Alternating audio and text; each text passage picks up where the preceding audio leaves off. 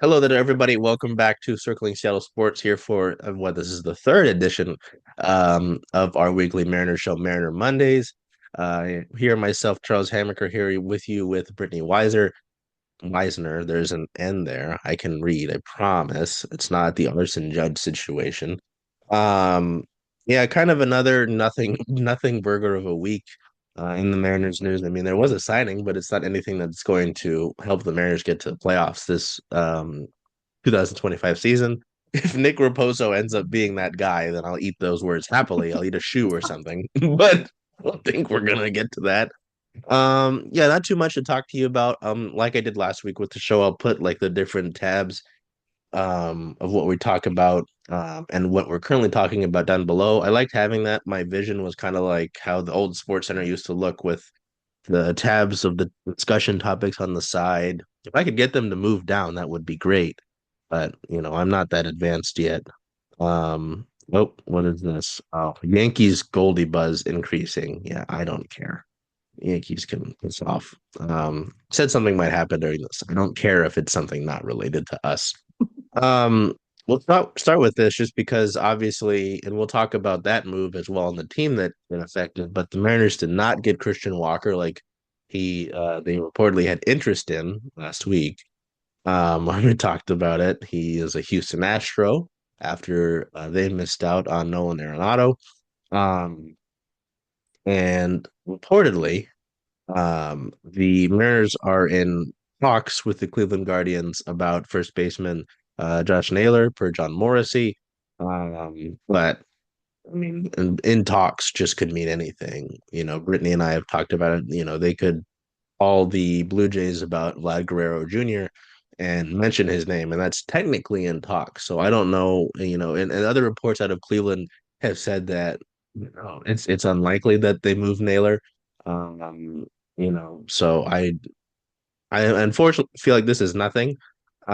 Britt, just any thoughts on the status of that, and then just the player because obviously, again, I'm sure having Naylor would be a lot better than what the weird, odd situation they're currently in is, with the 40-man roster in that position.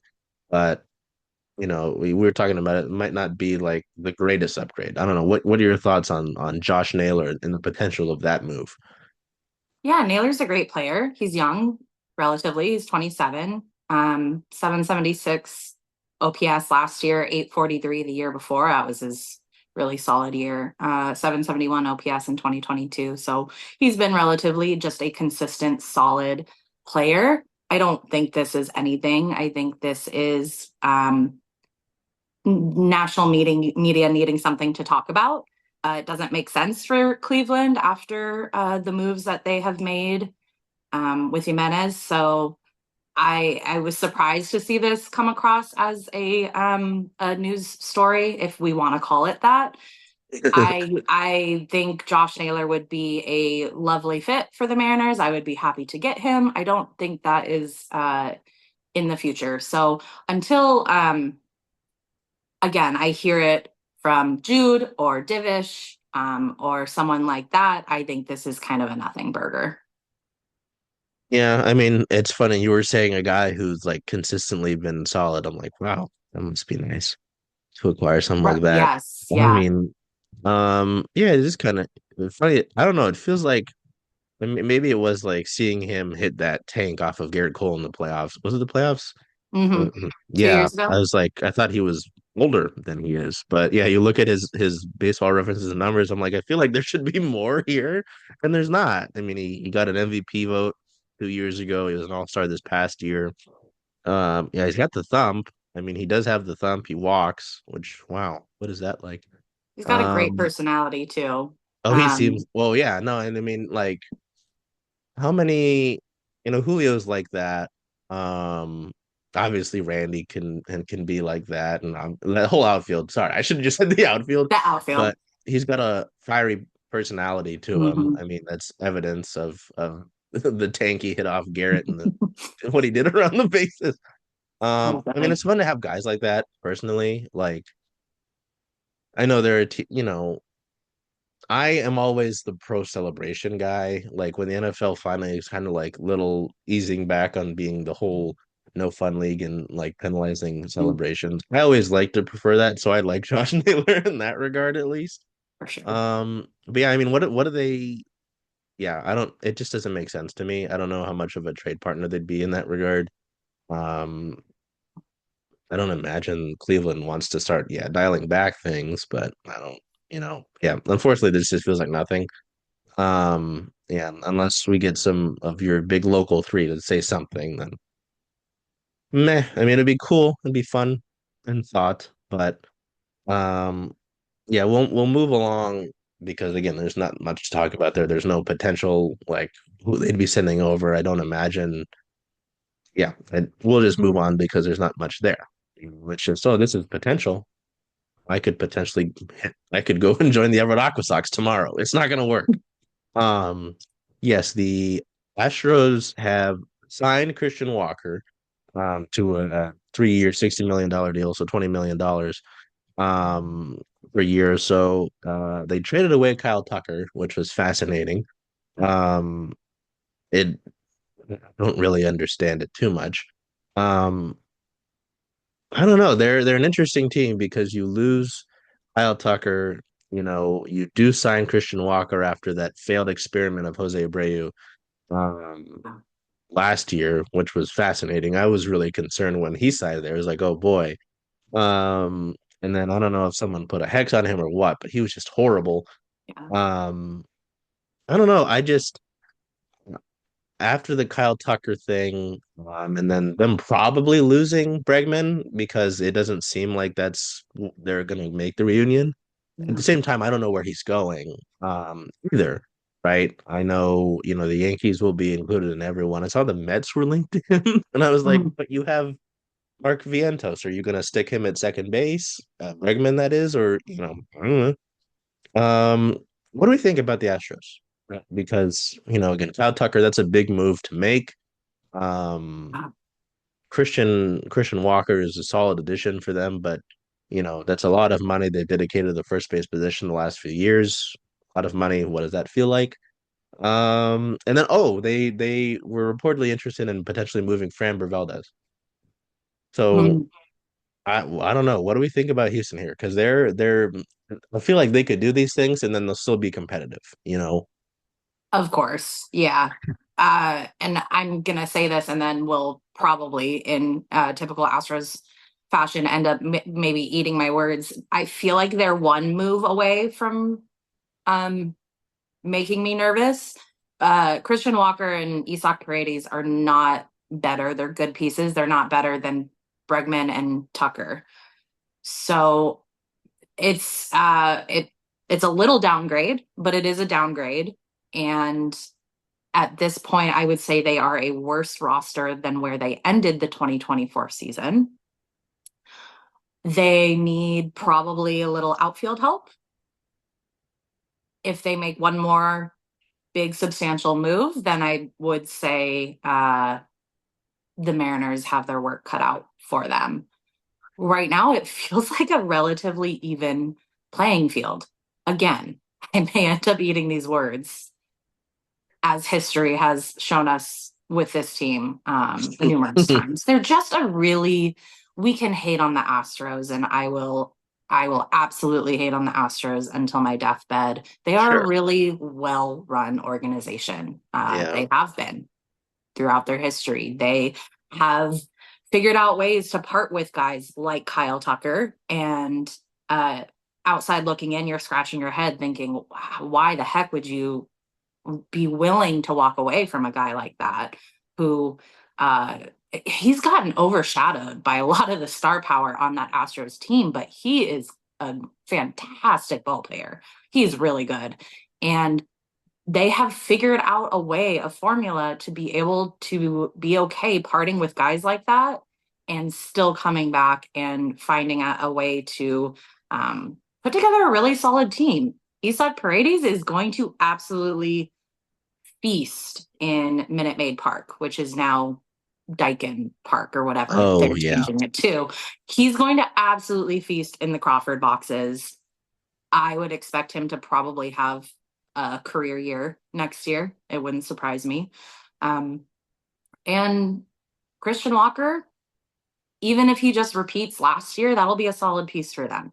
Again, I still say that they're probably one move away. I think where they are right now is perfectly um, doable for the Mariners to look at and think we can win the West. I hesitate to say that just because of last year and everything that happened, but they should, in a perfect world, if they can run back the end of the season offensively and how they finished that year, if a perfect world happens and they don't lose a 10-game lead, they should be able to compete with this Astros team how it's currently constructed.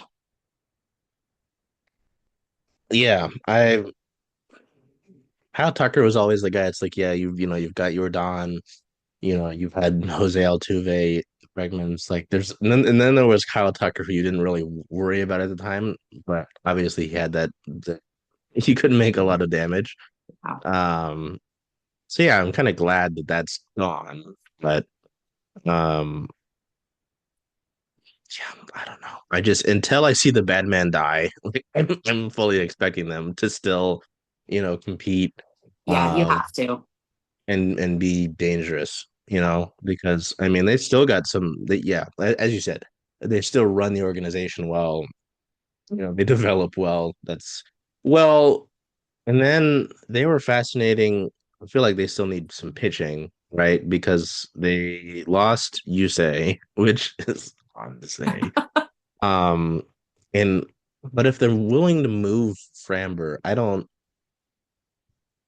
know. They are pretty interesting to look at. I'm sorry, I'm looking at something. This is not directly Mariners related, but is somewhat Mariners related. I haven't seen it come out super like legitimate news source, but apparently the great Ricky Henderson has passed away.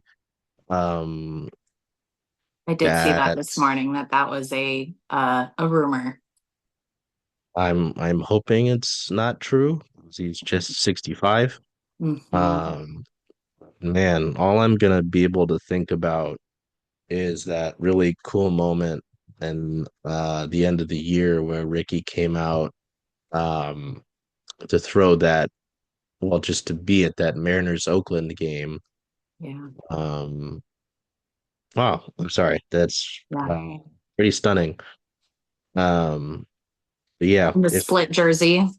yeah, Yeah, that was sure I'll include sweet. photos of that. Just what a player. But Hmm. um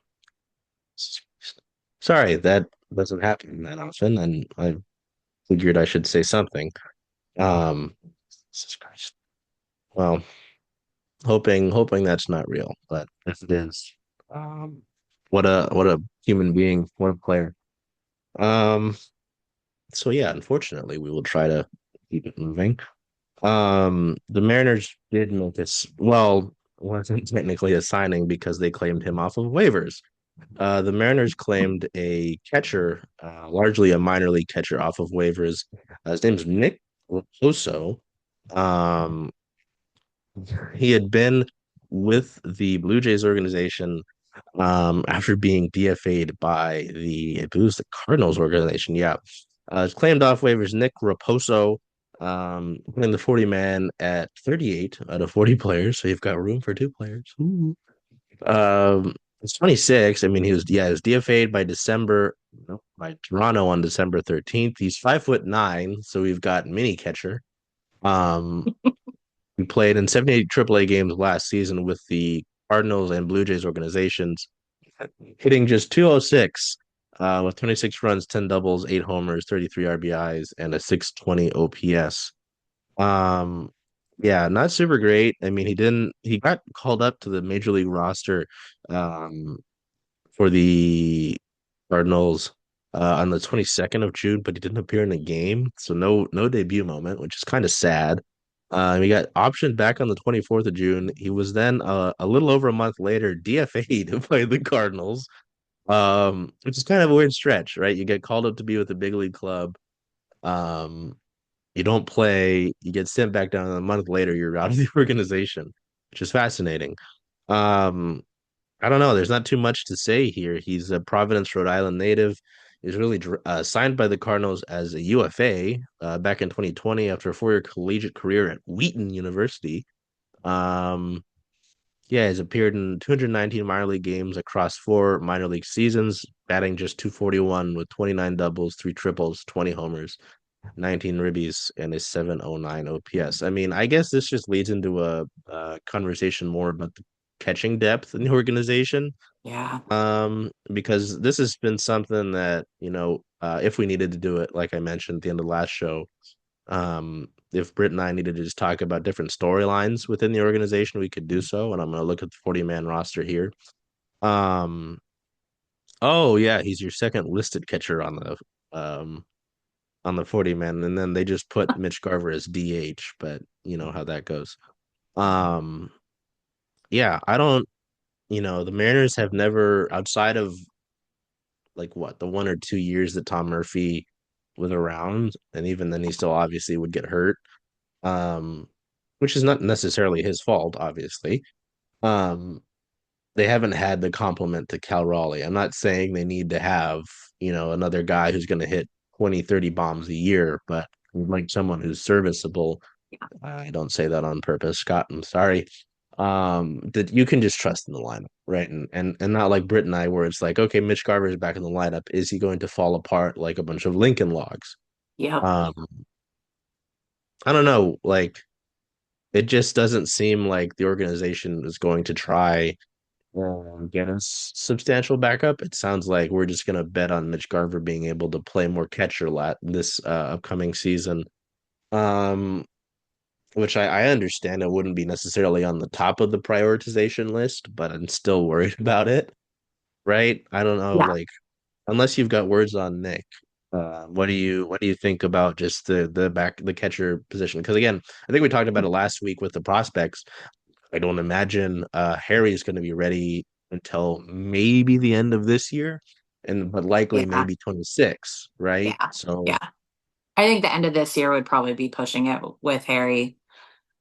I just have such an issue with the manner in which this organization is running Cal Raleigh into the ground. I know he wouldn't have it any other way. I completely understand that. You have to protect your player from yeah, themselves sometimes, and yeah. catchers get hurt.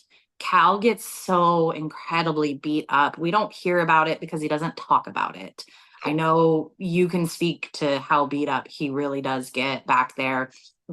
Teammates have alluded to this on several occasions, how hurt he really is. And he's only getting older.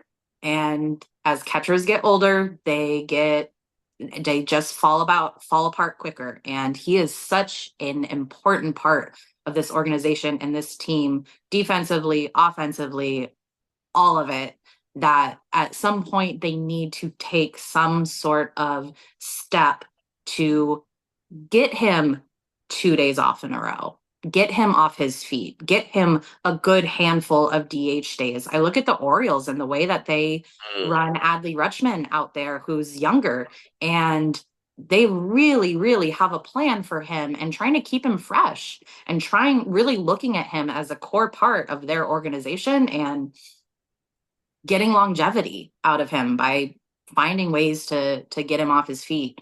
Get Hadley had a ton of DH days last year. So Mm. I again, I know Cal wants to be the one behind the plate all the time. He would catch every single game if he could.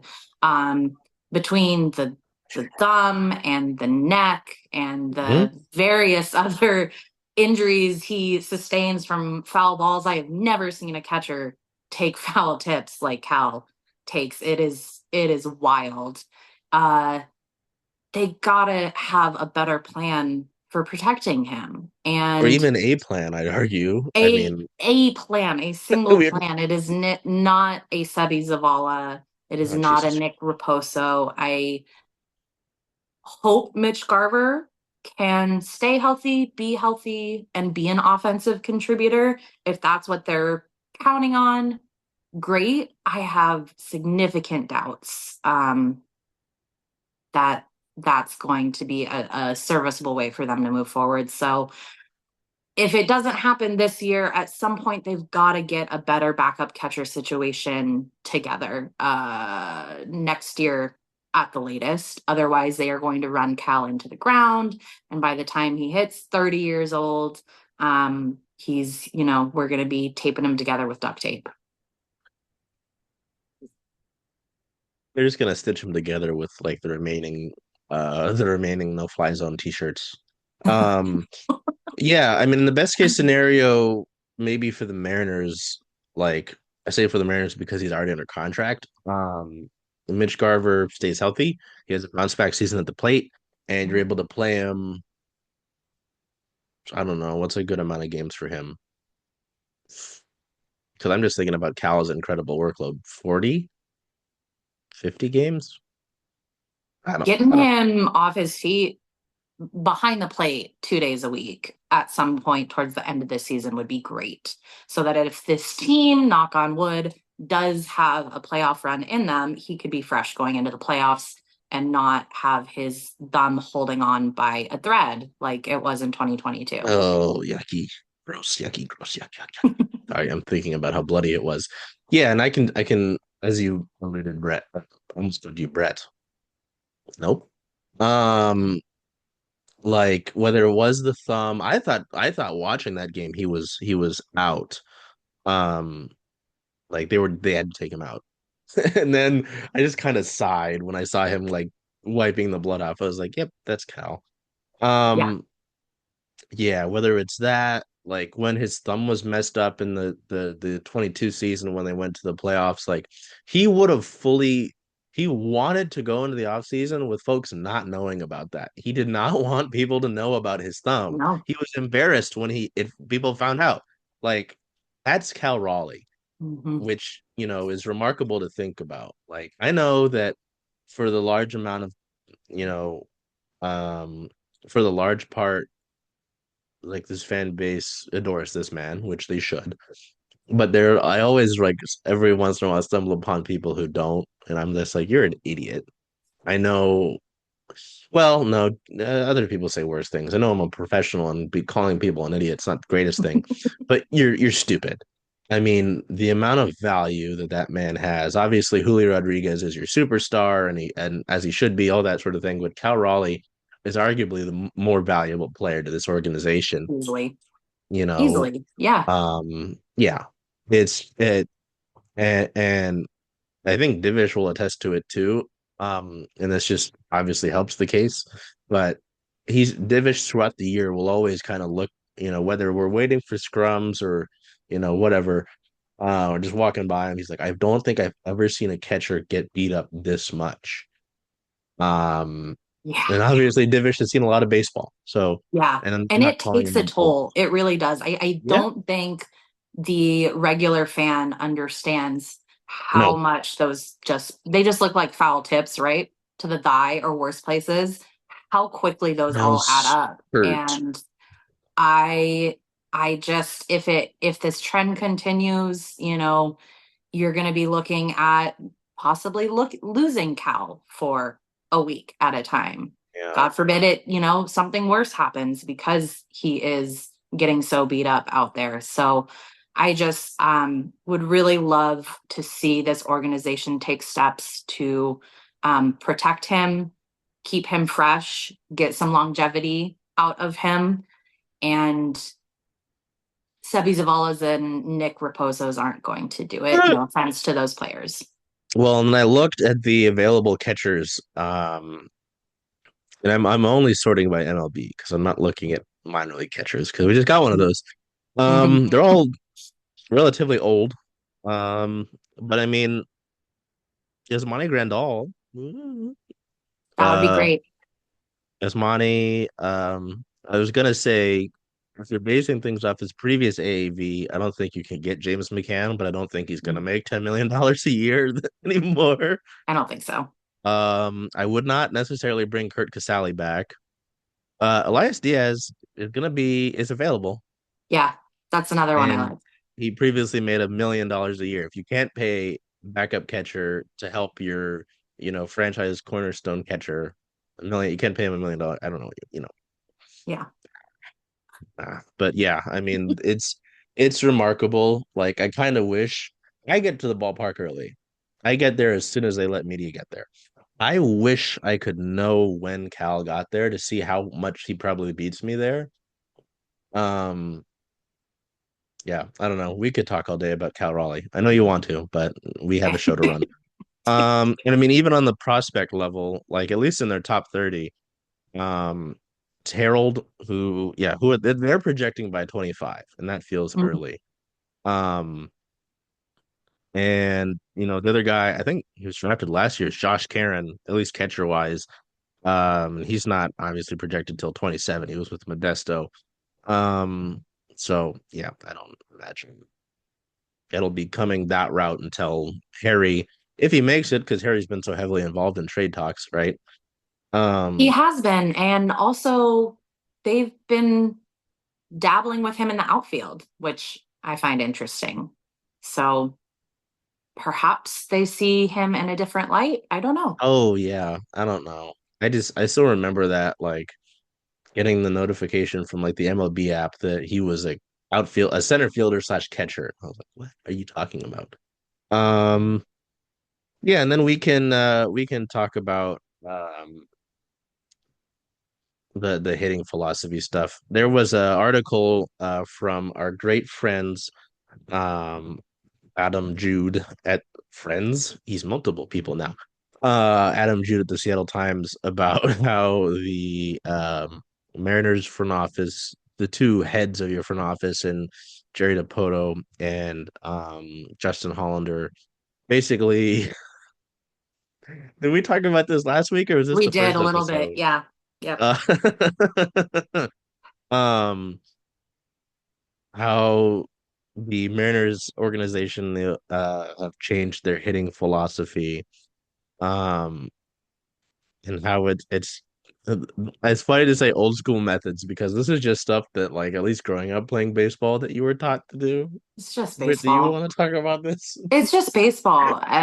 Sack flies, sack bunts, and hitting the ball the opposite way is just baseball. I kind of talked about this last week. I I think there's something to this idea of Jerry Dipoto wanting to be the smartest person in the room. They do a really fantastic job with the analytics on the pitching side. You have to give them their flowers for that. They break it down really well and then they communicate it really well. They use it appropriately and it has paid off immensely. Hitting offensively, it's too much when you are breaking things down that finite and putting that much information and data into a hitter's head beforehand. So this was discussed a lot on social media, and it is fairly egregious that it has taken them this long to come to the table and say, yeah, we should change our hitting philosophy. And Edgar showed us that we needed to shift our hitting philosophy to more appropriate for our ballpark, which is so incredibly difficult to hit in. Year after year, it is in the bottom 2 to 3 worst ballparks to hit in.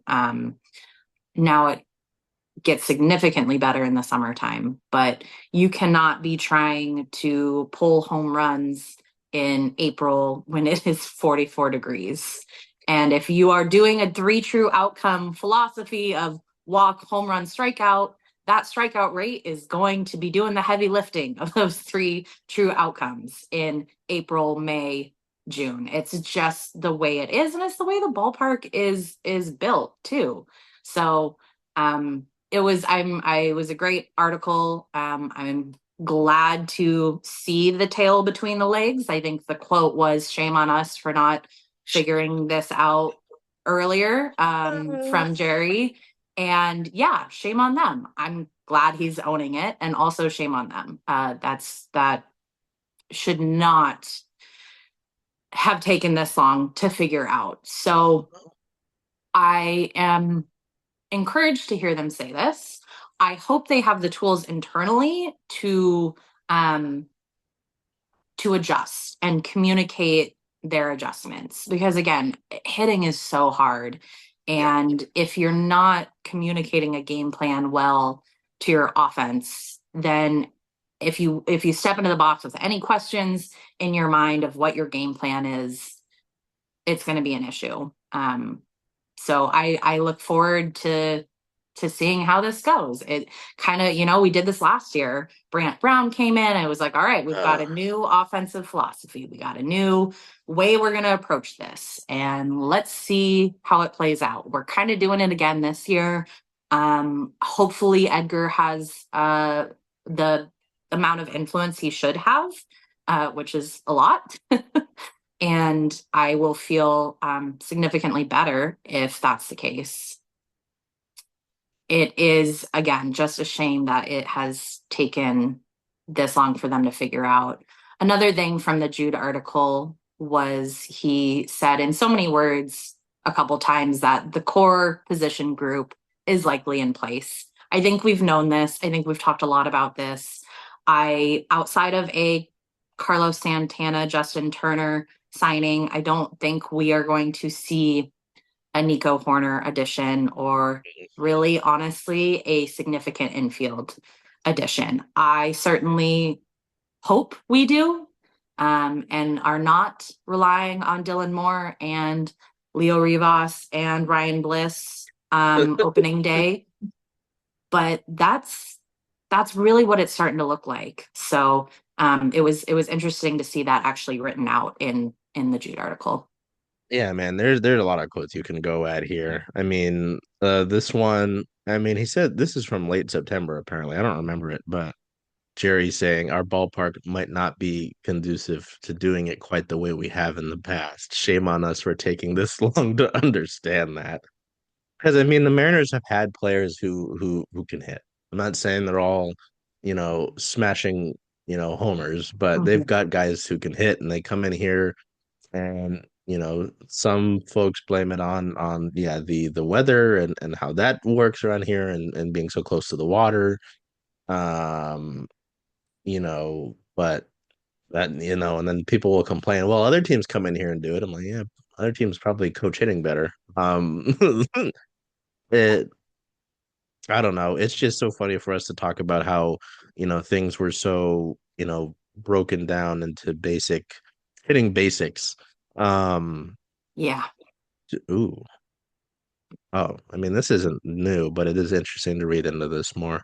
Um, just the importance of Edgar. And it's not like Edgar hasn't been around. I mean, I would see him every once in a while watching batting practice and talking to guys here and there, just because I knew he had a role in the organization. I didn't know what it was. It's like for word, and then obviously, Dan Wilson becomes the manager and they hire Edgar in that position. Um, but just, for a guy to have for a guy like Edgar to have the connection that he does, like with some of the the Latin born players, like in the article, and I feel like we all knew this, but in the article it does say, Julio and Edgar grew close, and Julio was hopeful that Martinez would come back in 25. So obviously he does. This is interesting to see how Jerry Dipoto described Kevin Seitzer. Mm. He described him as the Midwest Edgar because Mm-hmm. of their I shared saw hitting that. philosophies. So that would be nice, to have them on the same track, right? Yeah. Obviously, it was interesting to hear from so many players. When the team did fire Brant Brown, there was a lot of, hey, I thought it worked for me. And then there were some who were like, it just seemed like there was a lot to look at. I'm like, tell me what you really think. Yeah. Um, so yeah, I mean, it's not surprising at all. Oh yeah, change. So they're not gonna move the fences. They're not gonna change the batter's eye. They're not gonna close the roof more often. At least not per Jerry, which it's not surprising. But I know some people had suggested one of those three, right? Um, Of those three, I do think there's something to be said about closing the roof in the Hmm. early months. Your players have been very vocal about that, including your uh, captain in JP Crawford has gone to social media to even talk about it. If your players are asking for it that outwardly and explicitly, boy, I could only think. I'm sorry. I can only think of when you say that. It was pregame and it was like windy or something and it was overcast and it had been closed previously and then they opened it and I just hear JP Crawford yell from he's like no from the infield and then we get up into the press box again and I see he quote tweeted Divish and he's yeah, enclosed the roof. I got JP Crawford is so funny. I Oh I well, can't quite Yankees understand. just What? Oh, go ahead. signed Goldschmidt to a 1 year, $12 million They deal. did. Okay. So we don't have to talk about Goldschmidt. Great. Great. Fine by me. Great. Josh Naylor, nah, Pete That's Alonso great. That is a old player. to And an that old, would, decrepit franchise. yeah, yeah. No, that's great. I don't know at that point why the Yankees didn't just run it back with Anthony Rizzo, but it's none of my business. Mariners Anthony Rizzo. Hmm. Don't don't get my hopes up. I mean, he would be cheaper than everyone else. Brittany, we're I thinking know. here. I know. Hold on, I'm gonna look at this. Sorry, I've gotten kind of mad, like during this, just thinking about the hitting thing. Dipoto did say the Mariners have talked about options for the batter's eye at least, but Something that's interesting to me is I Edgar's been around for a while, right? hmm, Always at batting practice, not always, but a lot of time at batting largely, practice. We have yeah. seen over the last few years him spending time talking to Julio and guys and showing up to batting practice. And so I wonder what shifted if it's just a he was able to really spend a lot of more time with the guys. Um I'm so curious to see how this all develops going into this season. Are we completely blowing this out of proportion again in terms of hitting Mm, philosophy, like we did with Brant Brown? Are we, you know, going to look back and say Edgar's great and we love the relationship that he has with Julio, but we got bigger issues in terms of it's a talent thing and less of an approach thing? I don't know. It's going to be really interesting. It's going to tell a lot as well. yeah. And I'll also be watching the St. Louis Cardinals. I'm curious to see now that Brant Brown is over there with St. Oh yeah. Louis. I'm curious to see what their offense looks like this year. It was not great. It wasn't terrible last year, but they were ranked around 20th, I think, in WRC plus. So Be better. Um, yeah, I don't know. It's interesting. Um, I and not to make it super basic, but I think we just need to make it basic. Like, I think they have been too in their own heads about it. Um, uh, and it's just remarkable to see how they were hitting when oh wow. Um old philosophy. Come on. Come on. Really? Like this is stuff I grew up with. I don't play that well. I mean, come on. Just because of the Goldschmidt news, I did look at first baseman options. Um, it's funny, you know who if yeah, who Pete Alonso's got the most WAR from the last season. Do you know who has the second most WAR of available free agent first baseman? hmm. Carlos Santana. And then there's Ty France. Um, I was wondering where Ty would show oh, he up has on that negative list. 0.19 Oh, my poor previous Ty. WAR. Still No, my better poor. than Josh Bell and Jose Abreu. Yeah, yeah, Um, and low bar. but yeah, Yeah, right. I think Carlos Santana's probably strategically waiting things out a little bit. It sounds like He is still asking and expecting for a lot, as he should. He just won a Gold Glove. Good on him. I can't hate that at all. So I do think it'll be Carlos and or JT, or it won't be it'll be Carlos or JT, and they'll run it back. And we're looking at our team. I wonder if at the end of this offseason, Carlos Santana is the biggest signing we have to talk about, Brittany. Okay. I'm delusional. I've gone like crazy No, enough. I We think need to that's stop. incredibly valid. I At least we are not, if that's the scenario, at least we're not talking about a Castillo trade. At least we're not talking about subtracting from an Sure. already thin offensive roster. Any subtractions, especially on the pitching side, would hurt unless the return is worth it. And this organization has proven that they can't evaluate good hitters and what their fit will be in T-Mobile Park and on this team. So if you trade Luis Castillo, it is a risk no matter what the return is. And I understand the outrage of just bringing in a Carlos Santana and calling it a day. I think that is better than subtracting and what they did last offseason in salary dumps and shipping guys off. Yeah. So Yeah. I get it. There are plenty of things to be upset about. This is the reality of this organization, unfortunately. Yeah. I mean, like you said, I'd rather because the pitching, and I know that the pitching is like the one thing that helps them win games.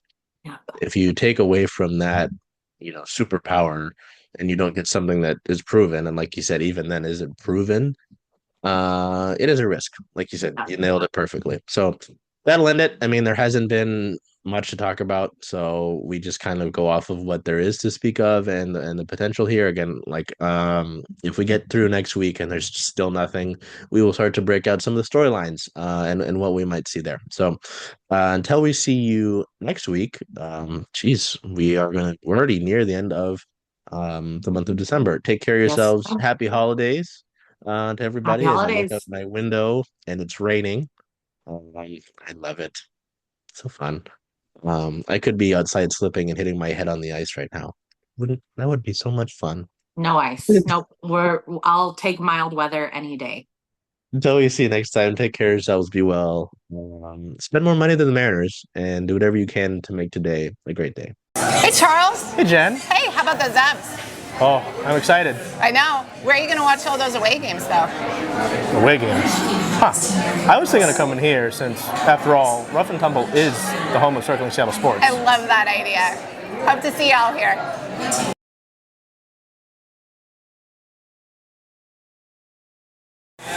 Hello there, everybody. Charles Hamaker here with Circling Seattle Sports. I'm joined by Jen Barnes of Rough and Tumble that we happen to be at right now. Yeah. Jen, why don't you talk to me a little bit about what we're announcing today, which is our partnership. I'm so excited about this. First of all, I just want to say thank you. I think all of us here at Rough and Tumble are big fans of what you and your team at Circling Seattle Sports does.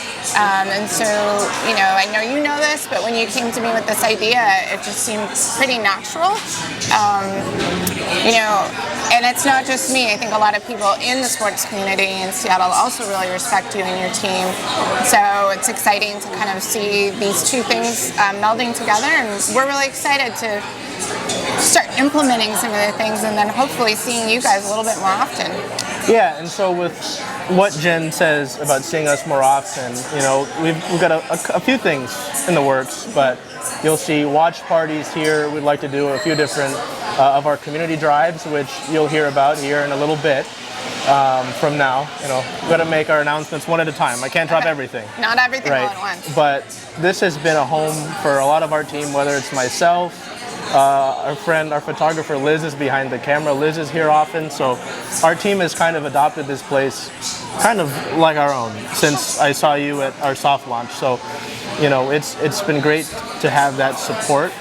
And in a lot of ways, And part of the reason I wanted to do this was the rough and tumble embodies a lot of what Circling Seattle Sports wants to do.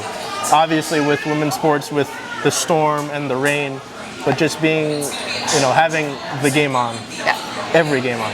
Yep. How much of that, did you see a line kind of even before this idea was mentioned when I first met you? I think it's always felt like that. I mean, you and your team were here on opening night, and you just feel like you're part of the space, so it felt like really natural. And the fact that you actually cover all of the sports really makes your group stand out. So you are always covering all the rain games, all the storm games. You'd have women's softball, you'd have women's basketball, you'd have women's hockey. We love it. So all of those things, and obviously passionate M's fans, passionate Hawks fans, and passionate Kraken and Sounders fans. So really, from our perspective, those two things meshed really well.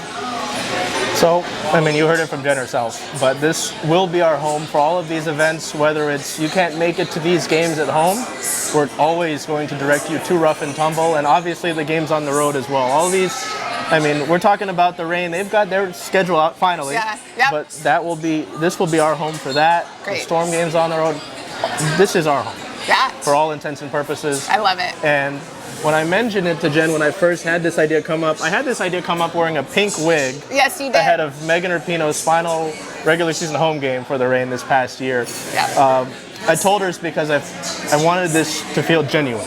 Yep. I wanted a connection to feel genuine, and it does.